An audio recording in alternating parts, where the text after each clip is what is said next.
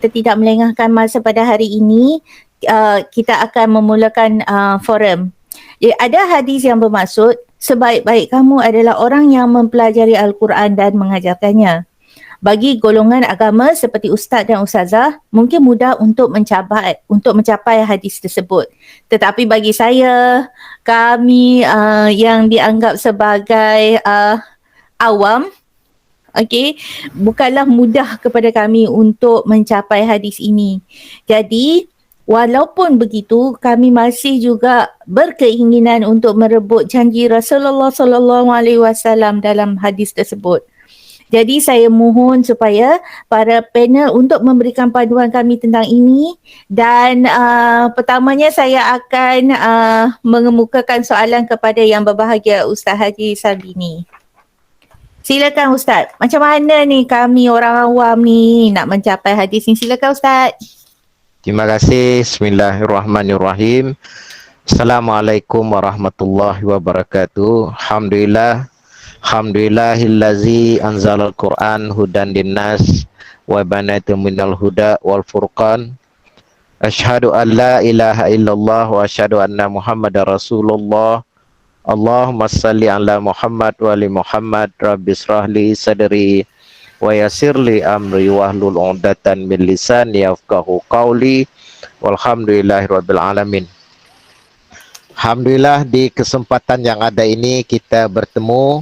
Terima kasih kepada moderator forum kita pada petang ini, penasihat program kita, rakan ahli panel yang mungkin baru pertama kali bersua dengan saya, dan saya amat bersyukur kerana dengan kesempatan ini menjalinkan lagi silaturahim kita bersama. Untuk tajuk yang dibawa untuk kita bersama itu, bagaimana kita bersama dengan Al-Quran, dan soalan yang ditanyakan kepada saya itu tentang bagaimana nanti sedikit perbezaan antara guru yang mengajar itu dengan orang yang belajar. Kalau kita mengutip sedikit di penghujung hadis yang mengatakan khairukum man ta'amal Quran wa 'allamahu, di kalimat ujung itu wa 'allamahu itu, dia bukan saja para asatizah yang meraih keberuntungan mengambil pahala mengajar Al-Quran, tetapi juga yang belajarnya. Sebab itu di surah yang lain dikatakan itu kunu rabbaniin, itu jadilah kamu generasi rabbani. Itu di dalam kesimpulan ayat itu mengatakan orang yang belajar dan mengajar Al-Quran, ya. Dia sendiri adalah orang yang termasuk terus belajar dengan Quran, sehingga mengambil Quran itu sebagai jalan kehidupan, yang bahasa mudah dalam Quran itu sebut sebagai huda. Kemudian menyangkut tentang bagaimana meraih pahala, tentu kita dengan Quran itu yang pertama keikhlasan kita mengajar, keikhlasan kita membaca, keikhlasan kita mentelaah Al-Quran itu sendiri.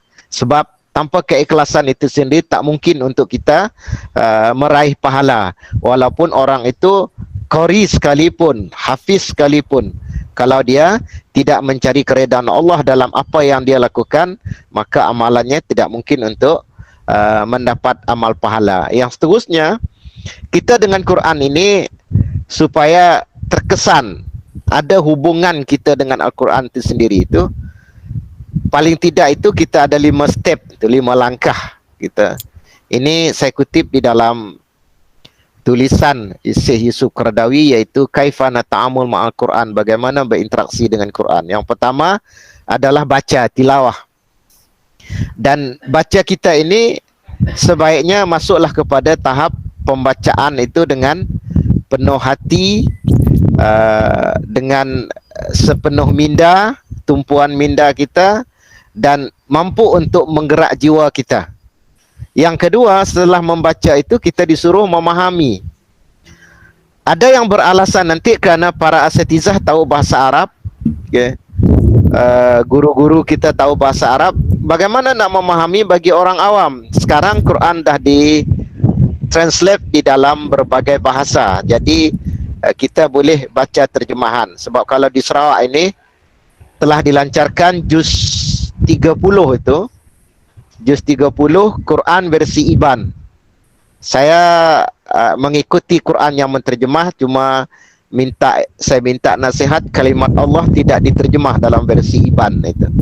Dia Allah tetap dengan Allah. Kita mengutip dalam surat 20 ayat 14 itu, surat Toha, innani anallah, sesungguhnya aku ini adalah Allah. Sebab ada kekeliruan dalam masyarakat kita bila menggunakan kalimat Allah ditukar dengan versi lain. Contoh, oh my God. Saya khawatir makna oh my God itu sendiri, kalau melihat kepada kamus Oxford, insting dia lari. Makna itu, saya kata, kalau hanya diterjemah Tuhan tidak jadi masalah. Tapi ilahul haq, Tuhan sebenarnya, kita tak dapat pakai God. Sebab God nanti boleh letak S, akan rusak jadi jamak atau plural. Setelah kita membaca, memahami, tahap ketiga kata Qaradawi adalah meyakini apa yang kita baca itu. Sebab ada sekarang orang dengan Quran itu, bagaimana nak intim bersama dengan Quran kalau dia sendiri tidak yakin.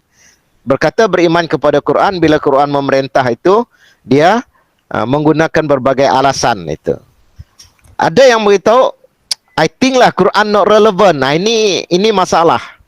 Kadang-kadang orang seperti ini sedikit saya gugat kadar kapasiti intelektual itu. Dalam arti kata, dalam ilmu filsafat, akal itu alat untuk mencari kebenaran, bukan penentu mutlak kebenaran. Saya ulang, akal alat untuk mencari kebenaran, bukan penentu mutlak kebenaran. Sebab itu, nanti ketika kita meletakkan bagaimana posisi wahyu itu, akal adalah posisi ketiga dalam tahap istihad itu. Bab yang pertama wahyu, yang kedua hadis, baru nanti masuk istihad dengan kias. Mana akal itu pada posisi ketiga. Ketika mana akal bercanggah dengan Quran, secara otomatis kita yang mengatakan beriman dengan Quran, Quran terpaksa kita tapis dan tepis. Minta maaf, ini bahasa saya original, saya cipta sendiri ni. Tapis dan tepis. Cara kita menolak itu bagaimana? Harus kita tahu menolak itu adalah kalau dalam rangka mengkaji tak masalah. Okay? Sebab itu ada penafsiran yang diberitahu oleh Ibn Katsir di dalam cerita tentang malaikat Al-Baqarah ayat 30 itu, ataja'alu fiha mayufsidu fiha wa yasfiku dima wa nahnu nusabbihu bihamdika wa nuqaddisulak gitu. Apakah kamu akan mencipta manusia yang nanti akan membuat kerusakan sedangkan kami bertasbih, memuji, bertasbih dan mensucikanmu. Ada sebahagian yang menafsirkan dalam arti kata menggunakan kaedah bahawa malaikat membangkang. Ibn Katsir mengatakan itu bukan bangkangan. Itu adalah as-su'al lil bayan, pertanyaan untuk penjelasan. Itu dibenarkan dalam Islam. Kalau akal kita mampu menapis dan menepis. Menepis itu perkara yang jangan sampai membawa kita kepada kekufuran itu. Kemudian setelah kita baca, kita faham, kita yakin, kita amalkan. Dalam mengamalkan Quran, nanti dalam bahasa dakwah ada yang saya sebut sebagai ada tahapan. Tahapan itu contoh, pertama penerangan tentang Quran itu. Itu nanti kata Ustaz Rahman itu adalah melalui tafsirnya. Ya. Setelah melalui pemahaman tentang hukum Allah SWT, membina kesadaran. Sebab ada orang faham tak sedar. Dia faham kain tudung itu wajib, berjilbab itu wajib, tapi dia sedar tak? Sedar ini yang susah, dia menyangkut soal hati itu. Sudah faham, sudah sedar, dia masuk tak kepada keyakinan dan penghayatan. Sebab itu saya sedikit tegur tentang kaedah hukum yang dilaksanakan di Brunei itu. Di Brunei alhamdulillah raja dia lepaslah tanggungjawab daripada melaksanakan hukum. Tapi masalah dia nanti bila nanti hukum itu dilanggar di luar kawasan negara lain. Ini jadi masalah. Maka timbul pertanyaan di situ, dia hanya melalui penerangan tanpa kefahaman dan tanpa kesadaran. Begitu juga dalam dunia pendidikan itu. Begitu juga dalam dakwah. Kalau kesadaran tidak ada, istilahnya kalau Quran di hadapan kita pun kita tak akan baca. Quran secantik mana pun, semahal mana pun, kaedah apa pun yang digunakan itu tidak akan menarik bagi seseorang tanpa kesadaran. Kemudian Saya sambung lagi kata Yusuf Qaradawi, baca, faham, yakin, amalkan. Terakhir, perjuangkan isi kandungan Al-Quran. Sebab sekarang ini contohnya masa arak yang terjadi di Malaysia. Saya ingin mencadangkan, ingin mengusulkan supaya adanya marhalah dakwah, step-step dakwah untuk kita bagaimana menolak secara totally fajatanibui, istilah bahasa Quran itu. Menolak arak itu sendiri. Tapi ada tak proses itu? Itu masalah dia. Okey? Daripada mula penerangan kita tentang arak, kemudian nanti kita ada nanti penetapan hukum itu, penerangan hukum, lepas itu baru nanti penguatkuasaan. Kita kalau terus kepada penguasaan tanpa kesadaran, Islam jadi fitnah. Ini sekarang. Kemudian telah diperjuangkan isi kandungan Quran, barulah nanti dikatakan yang diungkap oleh Dr. Mursi ketika beliau sebelum digulingkan jadi presiden di Mesir itu. Al-Quran dusturuna. Al-Quran perlembagaan kami. Inilah kemuncak terakhir. Sehingga kenapa Dr. Mursi itu disingkirkan jadi pemerintahan, sebab mengambil Quran itu sebagai panduan kehidupan. Dan untuk lebih mendalam supaya intim kita dengan Quran, supaya memaknai Quran dalam kehidupan kita, jadi bukan yang mengajar saja dapat pahala. Pertama, saat kita membaca Quran, saya mengutip pandangan Syekh Al-Ghazali dalam kitab beliau Kaifa Nata'assur Ma'al Quran, bagaimana mengesankan, mengambil kesan di sebalik Quran. Kalau tadi interaksi Yusuf Qaradawi, ini bagaimana supaya mengesankan itu. Yaitu yang pertama, saat membaca ayat Quran itu sendiri, ingat bahawa itu adalah perintah wahyu Allah direct kepada kita. Walaupun nanti dia tidak memanggil siapa orang beriman secara khusus, tapi kalau dia menyangkut ya ayuhan nas, ya bani Adam, tetap juga kita kena terempias panggilan tersebut, sebab kita mengambil Quran sebagai hudan, sebagai petunjuk. Yang kedua, ketika perintah Allah Subhanahu Wa Taala apapun dalam bentuknya, kita kena terima dengan hati yang lapang. Soal melaksanakan hukum itu perkara kedua. Sebab itu jangan sampai kita nanti satu huruf, satu kalimat Al-Quran itu kita tolak. Dan terakhir yang ketiga, kata Syekh Al-Ghazali, saat mana kita menemu titik Al-Quran, contoh bercerita tentang kebaikan, kita ambillah pengajaran. Dan kalau kita menemu sesuatu yang tidak baik, yang tidak boleh kita teladani, ambillah sebagai iktibar, kita jauhi, mohon kepada Allah SWT. Dan saya tambah yang terakhir, minta kekuatan kepada Allah supaya kita dengan Quran itu, dia menjadi cahaya dalam diri kita untuk menerangi diri kita. Mengutip dua pandangan ulama ini, untuk kita step dengan Al-Quran itu sendiri, maka kita kena menanamkan dalam diri kita, minda kita, jiwa kita, raga ke Quranlah corak kehidupan kita. Quranlah cara kita berfikir. Quranlah detup jantung kita, dan Quranlah degap-degup langkah kita di dalam kehidupan. Barulah dikatakan Quran itu sebagai hudan lil muttaqin. Minta maaf mungkin saya terasa terlebih masa. Saya kira ini saja, mudah-mudahan ada manfaat untuk kita bersama. Wabillahi taufiq wa hidayah. Assalamualaikum warahmatullahi wabarakatuh. Waalaikumsalam. Terima kasih. Berkenaan dengan macam mana nak membantu kami orang-orang awam ni, mungkin saya jemput Ustazah Jamalia. Mungkin Ustazah 1 minit tambah sikit daripada apa yang dah Ustaz bagi pada kita panjang lebar tadi. Silakan Ustazah. Okay, Alhamdulillah Alamin. Terima kasih Dr. Nuraini, dan Alhamdulillah subhanallah, pandangan dan juga penerangan Ustaz Sabini sangat-sangat mengesankan hati. Subhanallah. Mungkin saya tambah sikit je lah, sedikit saja dalam konteks hari ni lah. Dalam konteks hari ni mungkin Dr. Nuraini nak tengok macam mana yang boleh kita nak buat kan untuk apa, mencapai hadis tu, nak dapat juga ganjaran sebaik-baik tu kan, sebaik-baik manusia tu kan. Okey. Tadi petikan daripada Syekh Ghazali tadi yang dari segi membaca Al-Quran dan sebagainya, maka kita bawa balik kepada kehidupan kita secara individu, kehidupan kita sendirilah. Kita sebagai orang-orang yang beriman, kita dalam hadis tersebut menyebutkan mempelajari Quran dan mengajarkannya kan. Jadi kita kalau orang awam yang kita mungkin tidak mampu untuk mengajarkan orang lain secara khususnya lah, tapi kita masih ada keluarga, ibu bapa, masih ada anak-anak yang boleh dididik dengan Al-Quran.